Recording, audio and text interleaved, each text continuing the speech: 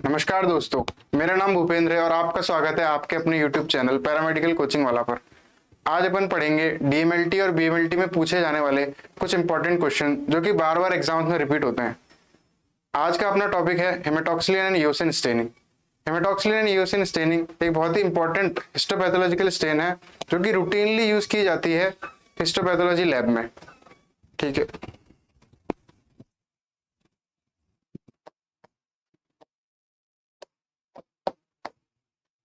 Haematoxylin and eosin staining. Haematoxylin and eosin staining पढ़ेंगे आज अपन। आज अपन हेमेटॉक्सिलिन एंड ईओसिन स्टेनिंग एक ऑर्डर में पढ़ेंगे। जैसे सबसे पहले मैं आपको इसका इंट्रोडक्शन बताऊंगा,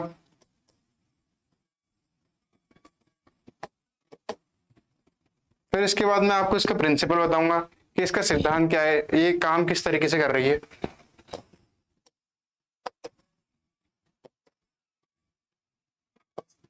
फिर मैं आपको इसका प्रोसीजर बताऊंगा और रिएजेंट बताऊंगा। प्रोसीजर प्रोसीजर मतलब इसकी प्रक्रिया क्या है कि अपन हेमेटॉक्सिलिन ईओसिन स्टेन किस किस प्रोसेस से कर रहे हैं। इसके बाद मैं आपको इसके रिजल्ट्स बताऊंगा। फिर इसके बाद अपन लास्ट में इसके एप्लीकेशन पढ़ेंगे कि हेमेटॉक्सिलिन और ईओसिन स्टेनिंग जो है वो हिस्टोपैथोलॉजी लैब में उसका एप्लीकेशन क्या है, वो इसका इस्तेमाल क्या है।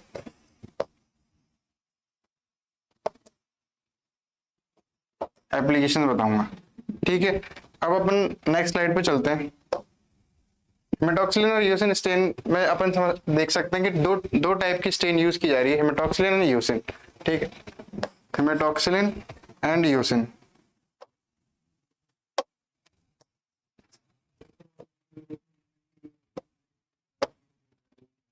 हेमेटॉक्सिलिन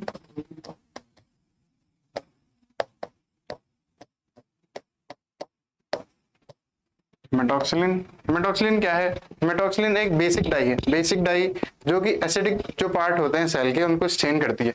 ठीक है, बेसिक डाई है ये और एसिडिक पार्ट को स्टेन करती है। Stains acidic part, acidic acidic part of cell. जो कि क्या है? एसिडिक पार्ट कौन से सेल के? जैसे न्यूक्लियस जिसमें डीएनए एंड आरएनए। उसके बाद अपनी इसमें सेकंड स्टेन कौन सी है? इसमें अपनी सेकंड स्टेन है ईओसिन। ईओसिन क्या है? ईओसिन एक एसिडिक डाई है। एसिडिक डाई है जो कि क्या करती है, जो कि बेसिक पार्ट जो होते हैं सेल्स के उनको स्टेन करती है।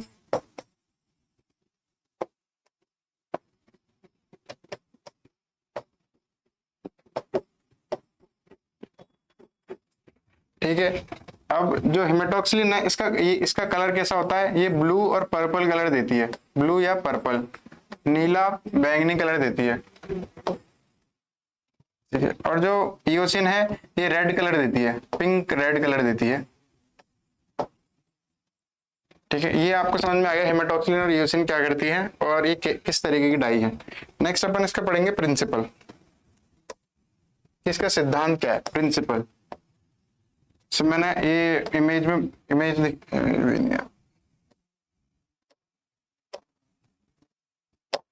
प्रिंसिपल क्या है?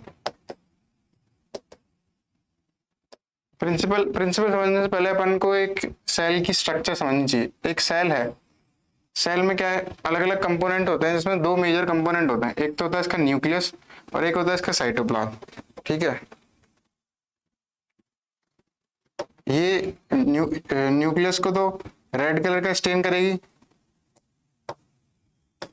साइटोप्लाज्म को तो रेड कलर का स्टेन करेगी, और जो न्यूक्लियस होगा उसको ब्लू कलर का स्टेन करेगी। ये है मेटॉक्सिलिन और रेड कलर का स्टेन करेगी साइटोप्लाज्म को। ठीक है ना, क्योंकि साइटोप्लाज्म क्या होता है? साइटोप्लाज्म बेसिक होता है और न्यूक्लियस क्या होता है? एसिडिक होता है। तो अभी अपन ने प्रीवियस स्लाइड में देखा कि जो हेमेटॉक्सिलिन है वो बेसिक डाई है, तो वो एसिडिक पार्ट को स्टेन करेगी, और एसिडिक पार्ट कौन सा है, न्यूक्लियस।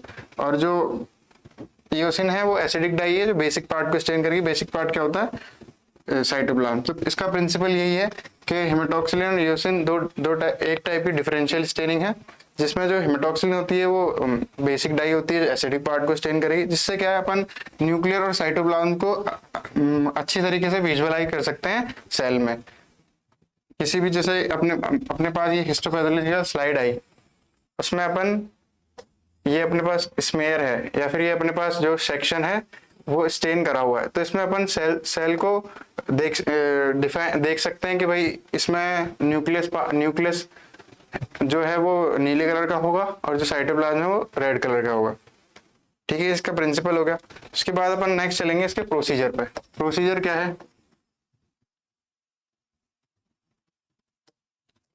प्रोसीजर मतलब इसकी प्रक्रिया कि अपन इसको परफॉर्म कैसे कर रहे हैं। अपन जो हेमेटॉक्सिलिन इयोसिन स्टेनिंग है किन किन स्टेप्स में कर रहे हैं। तो अपने पास सबसे पहले प्रोसीजर पढ़ने से पहले अपने को ये पता होना चाहिए कि अपन प्रोसीजर परफॉर्म किस पे कर रहे हैं। तो अपन प्रोसीजर परफॉर्म कर रहे हैं, अपने पास स्लाइड होगी जिसके ऊपर अपने पास ये टिश्यू का सेक्शन होगा जो कि माइक्रोटोमी के बाद अपन को मिलेगा। ठीक है, ये टिश्यू सेक्शन होगा। अब इस स्लाइड को अपन डिफरेंट रिएजेंट्स में से पास कराएंगे और HNE स्टेनिंग करेंगे। अब इसका प्रोसीजर पढ़ने से पहले अपन इसके रिएजेंट्स देख लेते हैं कि हेमेटॉक्सिलिन इयोसिन में रिएजेंट कौन से यूज होते हैं। तो दो रिएजेंट तो अपन इसके नाम से बता सकते हैं। दो रिएजेंट तो इसमें है, एक तो हेमेटॉक्सिलिन स्टेन, दूसरी है इयोसिन स्टेन। ठीक है, तीसरा इसमें अपन करते हैं ज़ाइलिन यूज, जो कि डीपैराफिनाइजेशन मतलब पैराफिन जो वैक्स है उसको हटाने के काम आता है। थर्ड करते हैं अपन इसमें एसीटोन, जो कि हाइड्रेशन या डिहाइड्रेशन के लिए काम आता है। नेक्स्ट इसमें अपन माउंटिंग करने के लिए DPX यूज करते हैं।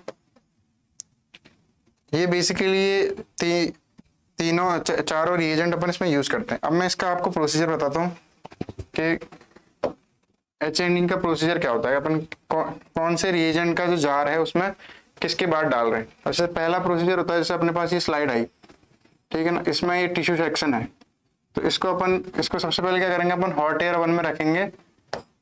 हॉट एयर ओवन में रखेंगे अब इसको 60 डिग्री सेल्सियस पे 30 मिनट के लिए।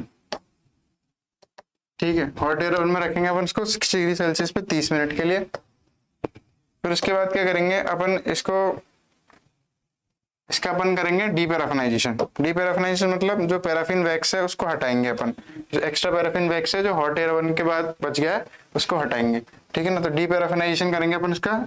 किसमें करेंगे डीपैराफिनाइजेशन, दो जो जार हैं ज़ाइलिन के उनमें रखकर फिर इनको चेंज, जैसे पहले जार में 2 से 3 मिनट, फिर उसके बाद दूसरे जार में डालेंगे अपन इसको 2 से 3 मिनट। तो 2 चेंज, इसको लिखते हैं 2 चेंज ज़ाइलिन, 2 बार ज़ाइलिन में चेंज करेंगे 2 से 3 मिनट के लिए। फिर इसका अपन करेंगे हाइड्रेशन क्यों करेंगे, टिश्यू प्रोसेसिंग के टाइम पे जो सेल के अंदर या टिश्यू के अंदर जितना भी पानी था वो अपन ने बाहर निकाल लिया था। अपन ने पानी बाहर निकाल लिया तो उसके अंदर स्टेन नहीं जा सकती, इसलिए स्टेन को स्टेन अंदर जा सके इसलिए अपन उसका हाइड्रेशन करते हैं। हाइड्रेशन मतलब सेल के अंदर दोबारा पानी एंटर करवाते हैं, तो वो करते हैं अपन 2 चेंज एसीटोन से, जो कि या फिर अपन ग्रेडेड एसीटोन भी यूज कर सकते हैं, ग्रेडेड अल्कोहल भी यूज कर सकते हैं। ग्रेडेड अल्कोहल का मतलब कैसे, जैसे पहले अपन ने 70% अल्कोहल लिया, फिर अपन ने 50% अल्कोहल लिया, उसके पहले सबसे पहले अपन ने 90% अल्कोहल लिया था। ठीक है ना, इसको बोलते हैं ग्रेडेड अल्कोहल। और ये है डिसेंडिंग ऑर्डर में। कभी भी ये ध्यान रखना कि अगर अपन को हाइड्रेशन करना है तो अपन को डिसेंडिंग ऑर्डर में, मतलब ज्यादा से कम कंसंट्रेशन वाले अल्कोहल में डालेंगे। अगर अपन को डिहाइड्रेशन कर रहा है मतलब पानी बाहर निकालना है तो कम से ज्यादा कंसंट्रेशन वाले अल्कोहल में डालेंगे। इससे क्या है, अल्कोहल बढ़ता जाएगा तो पानी बाहर आता जाएगा, और पानी बढ़ता जाएगा। जैसे 70% का मतलब क्या है कि 70 ml तो अल्कोहल है और 30 ml पानी है। अब जैसे अब इसमें 50 ml अल्कोहल है और 50 ml पानी है, तो पानी बढ़ता जा रहा है और अल्कोहल कम होता जा रहा है, तो इसका हाइड्रेशन होता जा रहा है, तो ये अपन ने हाइड्रेशन कर दिया। उसके बाद अपन इसको करेंगे हेमेटॉक्सिलिन से स्टेन। हेमेटॉक्सिलिन से स्टेन करेंगे इसको अपन कितने, हेमेटॉक्सिलिन से इसको स्टेन करेंगे अपन 15 मिनट के लिए। ठीक है, 15 मिनट के लिए अपन इसको हेमेटॉक्सिलिन से स्टेन करेंगे, मतलब हेमेटॉक्सिलिन के जार में इसको रखेंगे 15 मिनट तक। फिर उसके बाद अपन करेंगे इसकी ब्लूइंग। ब्लूइंग में अपन क्या करते हैं, जो अपनी स्लाइड है ये उसको अपन रनिंग वाटर में, ब्लूइंग कैसे करते हैं, रनिंग वाटर में, मतलब जैसे एक अपन जार ले लेंगे जिसमें अपना स्मेयर रैक के साथ रखकर और उसमें नल चालू छोड़ देंगे, जिससे कि पानी बाहर निकलता रहेगा, उसको बोलते हैं रनिंग वाटर। रनिंग वाटर में रखेंगे इसको अपन 8 मिनट के लिए। और अब यहाँ पे क्वेश्चन आप पूछ सकते हो भाई ब्लूइंग क्यों कर रहे हैं। ब्लूइंग अपन बेसिकली कर रहे हैं कि जो एक्स्ट्रा हेमेटॉक्सिलिन है वो बाहर आ जाए और जो हेमेटॉक्सिलिन है उसका क्रिस्प कलर आए। क्रिस्प मतलब बढ़िया अच्छी तरीके से दिखे अपन को, क्रिस्प कलर, हेमेटॉक्सिलिन का कलर क्रिस्प आए। उसके बाद ब्लूइंग के बाद अपन इसको फिर करेंगे काउंटर स्टेन, जो कि अपन करते हैं ईओसिन से। ईओसिन से अपन करेंगे इसको 20 सेकंड से लेके 2 मिनट तक, इसको अपन ईओसिन से स्टेन करेंगे। ठीक है, फिर ईओसिन से स्टेन करने के बाद अब अपन ने क्या करा था, यहाँ पे हाइड्रेशन करा है, तो अब अगर अपन इसको हाइड्रेटेड ही छोड़ देंगे टिश्यू को तो वो खराब हो जाएगा, उसका प्यूट्रिफिकेशन हो जाएगा। इसलिए अपन इसका वापस से डिहाइड्रेशन करेंगे, मतलब इसका पानी वापस से निकालेंगे। तो अपन क्या करेंगे, 3 चेंज एसीटोन में इसको रखेंगे, 3 चेंज एसीटोन में 3 से 5 मिनट के लिए। ठीक है, 3 से 5 मिनट के लिए अपन इसको 3 चेंज एसीटोन में रखेंगे। उसके बाद मैं नेक्स्ट स्लाइड में बताता हूँ। अब अपन ने इसका कर दिया 3 चेंज एसीटोन, 3 चेंज एसीटोन, या फिर कहीं कहीं पे 2 चेंज एसीटोन भी यूज कर सकते हो आप, 2 चेंज एसीटोन। अब इसमें मैंने बताया था डिहाइड्रेशन करते वक्त अपन असेंडिंग ऑर्डर में, जैसे पहले 70% वाला एसीटोन लिया, फिर अल्कोहल लिया, अगर एसीटोन नहीं तो अल्कोहल भी यूज कर सकते हैं, फिर 90%। अब यहाँ पे क्या हो रहा है, पानी कम हो रहा है और एसीटोन या अल्कोहल बढ़ रहा है। ठीक है ना। उसके बाद अपन ये एसीटोन है, अब इस एसीटोन को अपन को बाहर निकालने के लिए अपन क्लियरिंग करेंगे, मतलब एसीटोन को बाहर निकालने को ही क्लियरिंग बोलते हैं। क्लियरिंग किससे करेंगे अपन, जाइलिन से। 2 चेंज जाइलिन कितनी देर के लिए, 3 से 5 मिनट के लिए, 3 से 5 मिनट के लिए 2 चेन जाइलिन। अब दो चेन जाइलिन निकालने के बाद फिर अपन इसकी ब्लॉटिंग कर देंगे। ब्लॉटिंग कैसे करते हैं, जैसे अपन क्या लेंगे, एक फिल्टर पेपर लेंगे जिसके ऊपर अपनी स्लाइड को रख के और इसको दूसरे फिल्टर पेपर से ढक देंगे और फिर इसको थोड़ा सा दबा देंगे, इसको बोलते हैं ब्लॉटिंग। ब्लॉटिंग मतलब जो पानी है या फिर जो एक्स्ट्रा जाइलिन है उसको हटाना, इसको बोलते हैं ब्लॉटिंग। एंड फिर उसको माउंट कर देंगे डीपीएक्स के साथ, माउंट विथ डीपीएक्स। माउंटिंग कैसे करते हैं, जैसे अपनी स्लाइड है, इस पे अपना ये जो भी अपना जो स्मेयर है या फिर जो भी अपना जो टिश्यू है जो स्टेन हुआ है, इसके ऊपर अपन 1 ड्रॉप जो डीपीएक्स माउंटेंट है, डीपीएक्स का मतलब क्या है, डायस्टायरिन प्लास्टिसाइजर जाइलिन, वो 1 ड्रॉप इस पर डालकर फिर अपने पास एक कवर ग्लास या फिर एक कवर स्लिप होती है जिससे अपन इसको ढक देते हैं। तो ये पूरा जो कवर ग्लास होता है इसको कवर कर लेता है, इसको बोलते हैं। ये अपन क्यों यूज करते हैं, ताकि जो अपना स्मेयर है वो लंबे टाइम तक प्रिजर्व रहे, लंबे टाइम तक रह सके। ठीक है ना। ये यहाँ पे अपना प्रोसीजर कंप्लीट हो गया। एक बार मैं रिकैप कर देता हूँ। सबसे पहले अपन ने क्या करा, हॉट एयर ओवन में रखा, और हॉट एयर ओवन में अपन ने इसको क्यों रखा, ठीक है, सबसे पहले अपन ने इसको हॉट एयर ओवन में रखा। हॉट एयर ओवन में इसको अपन ने क्यों रखा कि जो पैराफिन वैक्स है, जो कि अपन ने माइक्रोटोमी के बाद जो टिश्यू में पैराफिन वैक्स है वो हट जाए 60 डिग्री सेल्सियस पे 30 मिनट के लिए। फिर अपन ने 2 चेंज इसको करा, किसमें, जाइलिन में। यहाँ मैंने जाइलिन लिखा, 2 चेंज जाइलिन में 2 से 3 मिनट के लिए। जाइलिन क्यों करा, जो बचा कुचा जो पैराफिन वैक्स है वो बाहर आ जाएगा और उसकी जगह जाइलिन ले लेगा टिश्यू के अंदर, टिश्यू में सेल्स के अंदर। ठीक है ना। अब उसके बाद अपन इसका करेंगे, यहाँ पे मैं लिख देता हूँ, ये है क्लियरिंग एंड डीपैराफिनाइजेशन बोलेंगे, डीपैराफिनाइजेशन। और इसमें बोलेंगे अपन हाइड्रेशन।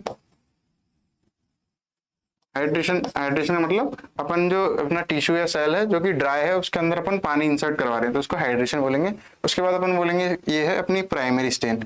प्राइमरी स्टेन, ठीक है, जो कि हेमेटॉक्सिलिन है, जिसको अपन 15 मिनट के लिए इसको हेमेटॉक्सिलिन के जार में रखेंगे। फिर उसके बाद करेंगे अपन ब्लूइंग। ब्लूइंग मैंने बता दिया आपको। उसके बाद ईओसिन, ईओसिन से स्टेन करेंगे और फिर 3 चेंज एसीटोन या 2 चेंज एसीटोन 2 चेंज ज़ाइलिन 3 से 5 मिनट के लिए। यहाँ पे अपन एसीटोन को क्लियर कर रहे हैं। और एसीटोन क्यों यूज करा है अपन ने, ताकि जो सेल के अंदर जो पानी है वो बाहर आ जाए, जिससे क्या है सेल खराब नहीं हो, सड़ेगी नहीं, प्यूट्रिफिकेशन नहीं होगा सेल का। फिर उसके बाद 2 चेंज ज़ाइलिन के बाद ब्लॉटिंग करेंगे। ब्लॉटिंग मैंने समझा है कि फिल्टर पेपर के बीच में स्लाइड को रख के उसको सुखा लेंगे। फिर उसके बाद उस पर एक ड्रॉप डीपीएक्स के डाल के माउंटिंग कर देंगे। अब नेक्स्ट अपन पढ़ेंगे कि अपन ने स्टेनिंग तो कर ली, अब इसका रिजल्ट क्या आएगा, रिजल्ट पढ़ेंगे अपन स्टेनिंग का, ठीक है ना। तो रिजल्ट के लिए मैं आपको एक छोटा सा डायग्राम समझा देता हूँ। जैसे अपना ये अपना एक सेल है, ठीक है ना, और ये न्यूक्लियस है। तो जो अपन स्टेन करने के बाद न्यूक्लियस तो कैसा दिखेगा, ब्लू कलर का दिखेगा, ठीक है। न्यूक्लियस अपना कैसा दिखेगा, ब्लू कलर का। और जो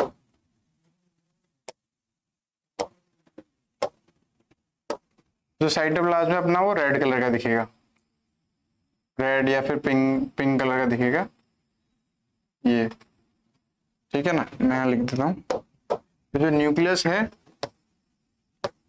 न्यूक्लियस ब्लू दिखेगा। ब्लू क्यों दिख रहा है, क्योंकि हेमेटॉक्सिलिन से स्टेन हो रहा है, क्योंकि ये एसिडिक है। और जो साइटोप्लाज्म है,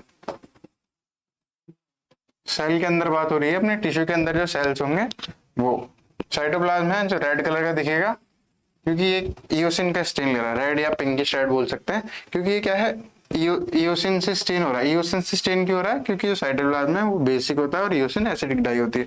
और भी कंपोनेंट्स होते हैं जैसे आरबीसी, आरबीसी भी रेड कलर की दिखेंगी, क्योंकि आरबीसी में कोई भी न्यूक्लियस नहीं होता, इसलिए उनमें सिर्फ जो साइटोप्लाज्म होगा वो स्टेन होगा, ठीक है, वो रेड कलर का दिखेगा।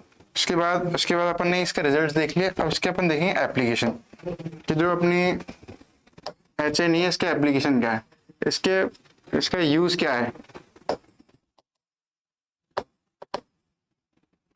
एप्लीकेशन, ठीक है ना। एप्लीकेशन क्या है इसका, रूटीन हिस्टोपैथोलॉजी में इसका एप्लीकेशन है। Routine histopathology,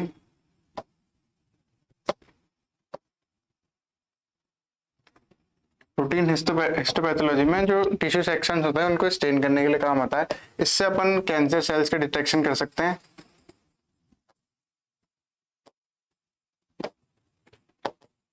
cancer cell detection, या फिर कोई भी एटिपिकल सेल्स हैं। एटिपिकल सेल्स जो मतलब जो नॉर्मल सेल से कोई भी अलग सेल है, जैसे ग्रैनुलोमा सेल्स हो गई, तो उनको अपन डिटेक्ट कर सकते हैं, एटिपिकल सेल्स, ठीक है ना। उनको अपन उनका डिटेक्शन कर सकते हैं इससे। और भी जैसे कोई भी इन्फेक्शन है, जैसे कोई भी मान लो कोई बैक्टीरिया है, बैक्टीरिया फंगस पैरासाइट, इनको भी अपन देख सकते हैं डिटेक्शन, ठीक है ना। उसके बाद अपन इसके एक और चीज देख लेते हैं कि इसके एडवांटेजेस क्या हैं।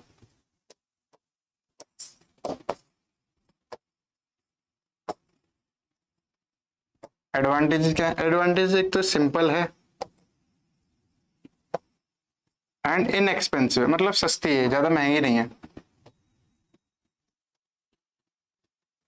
सिंपल एंड इनएक्सपेंसिव है, ठीक है। और इसको अपन नॉर्मली कोई इसको आसानी से कर सकते हैं, ठीक है ना। और भी इसके एडवांटेजेस होते हैं, जैसे कि ये मतलब डिजीज की डिटेक्शन में, डिटेक्शन ऑफ डिजीज,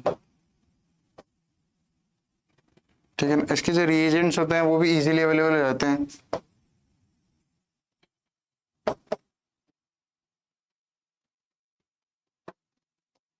तो